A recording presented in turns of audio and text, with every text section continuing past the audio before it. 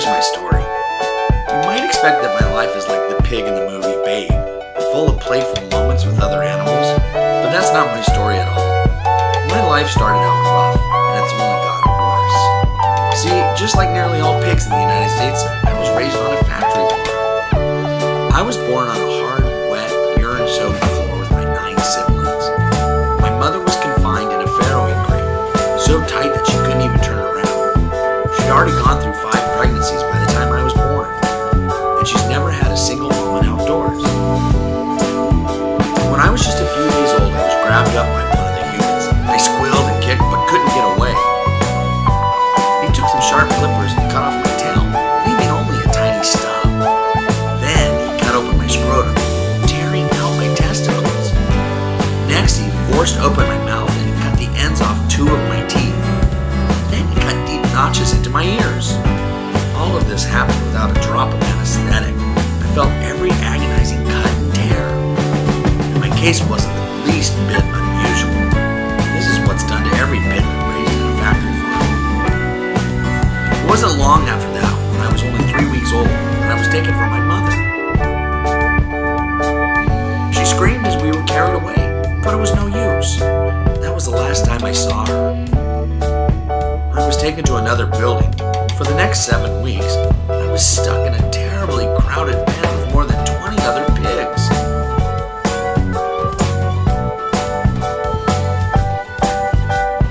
We walked around on slated concrete, and our waste fell through to a huge pit dug under the building.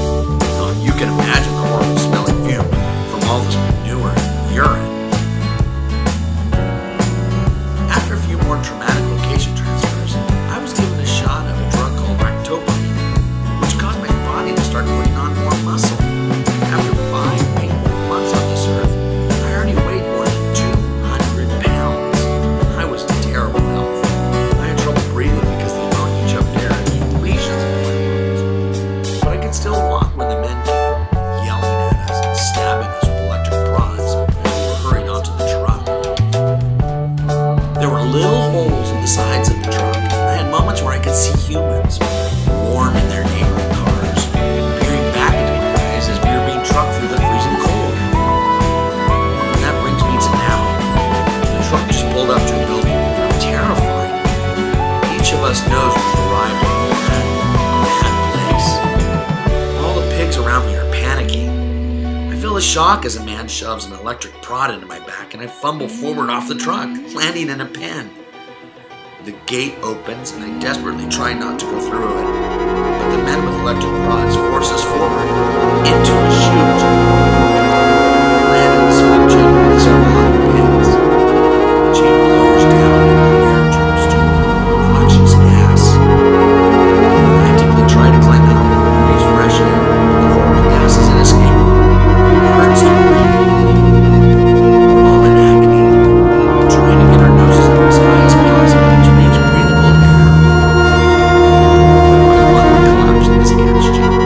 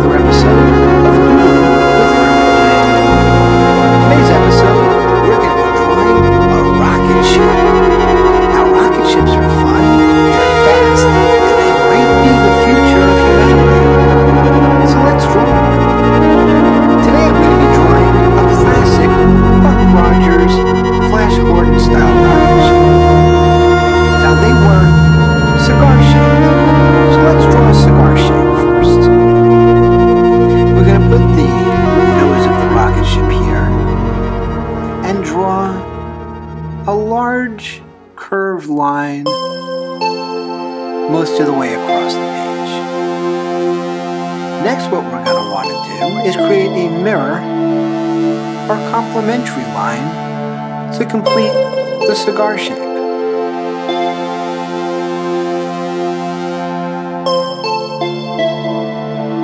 That's good enough. Next, you're going to want to connect these 2 points with a semicircle. I'll show you why later.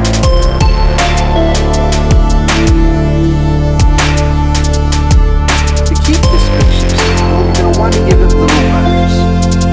That can be easily done by making a diagonal line and then a line that follows this way the spaceship is going. Do that on both sides.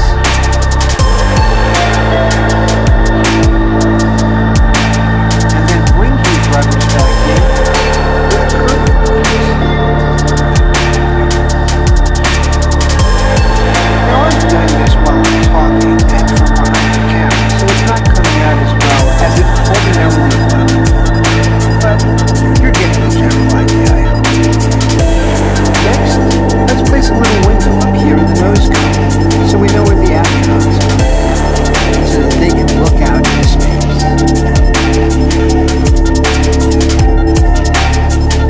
I like to make the windows on a spaceship square, just like in an airplane. Next, we can kind of color in the nose cone a little bit.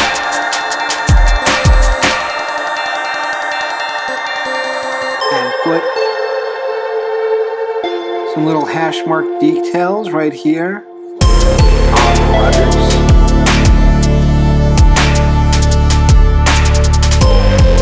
I think that looks rather smart. Now we can decorate this any way you want. You could draw a bird of prey, or I don't know, whatever symbol represents your country. In my country, it's a bird of prey. But because I can't really draw one that easily, I'm going to make it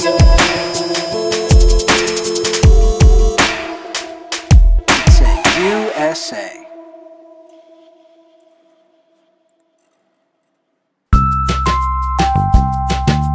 And a lot of rocket ship toys will have that kind of a marking.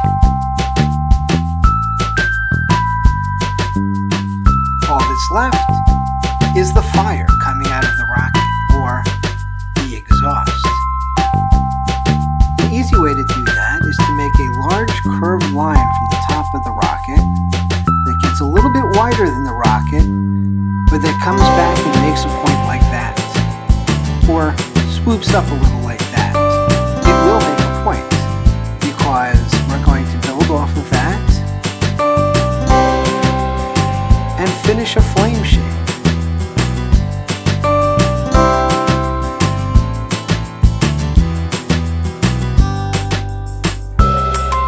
Now some lines in the flame will give it some depth, as well as giving the appearance that the end is very bright. And there we are. It's not the best spaceship, but it is our spaceship.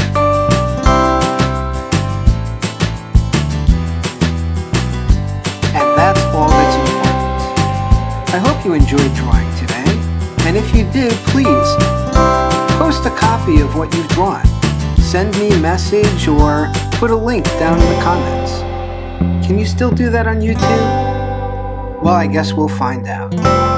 If you enjoyed this video, please hit the like button, the share button, subscribe, and come back, because next time we'll be drawing something else.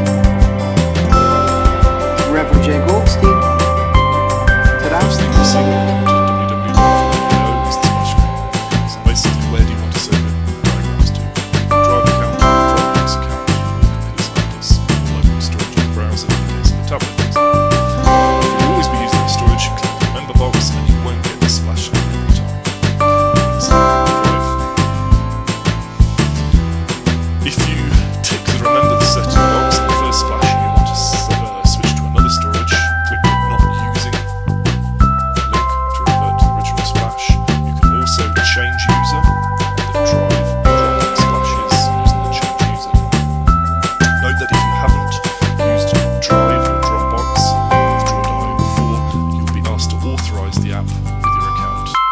set for Google Apps for Business users, your domain admin will already have authorized on your behalf. To continue, either create a new diagram or open an existing diagram you've created. Open and display the program picker for your stage selection.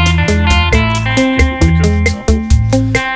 Selecting new will offer you the option to clone a template or create a diagram. Next, you're presented with the user interface. There's the main drawing canvas. Over on the left, libraries and stencils. At the top, the toolbar.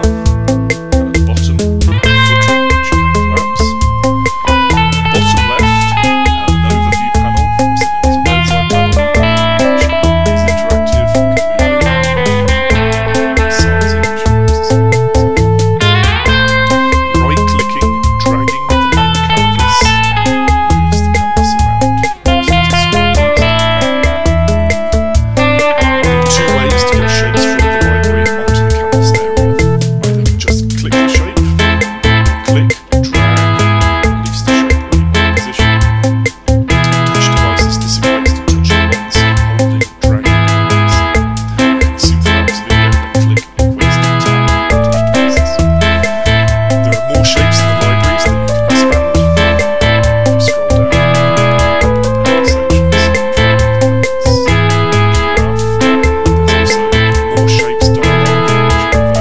For example, if you select Cisco, get Cisco dialog.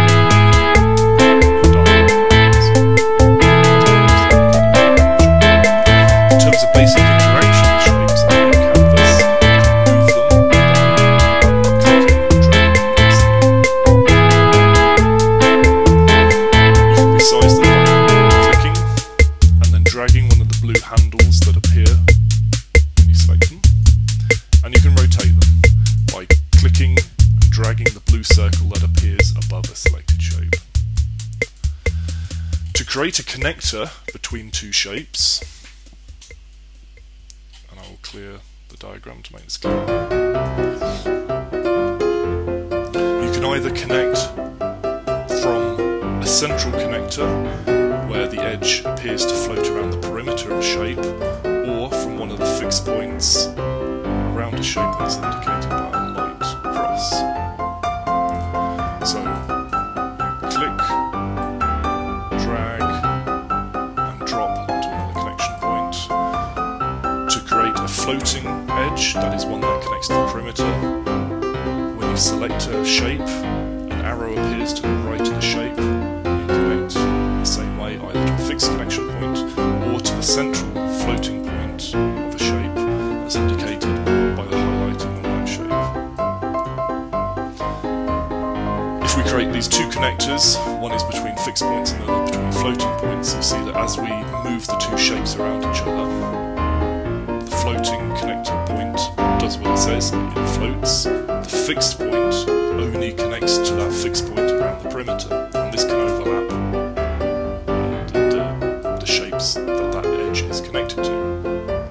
To avoid this, as an example, you might select the edge, go to Edge Routing, and click Orthogonal, and that will avoid that shape from overlaying over the two vertices that it's connected to.